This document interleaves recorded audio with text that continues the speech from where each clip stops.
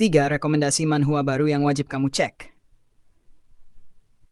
1. Mount Hua Sect's Genius Phantom Swordsman. Kisahnya tentang Dok Go-heon, si Phantom Swordsman, yang awalnya berhasil ngalahin Black Knight Palace Master. Sebelum wafat, dia janji bakal jaga murid sahabatnya di sekte Mount Hua. Tapi belum sempat nempatin janji, dia malah dibunuh sama orang misterius bertopeng. Pas bangun lagi, dia udah ada di tubuh murid sahabatnya. 2. Ascension from Water Spirit to Deity. Ashui, kowok biasa yang tiba-tiba transmigrasi ke dunia kultivasi, sialnya nggak punya bakat sama sekali. Dia malah dijadikan umpan buat nangkap Water Spirit.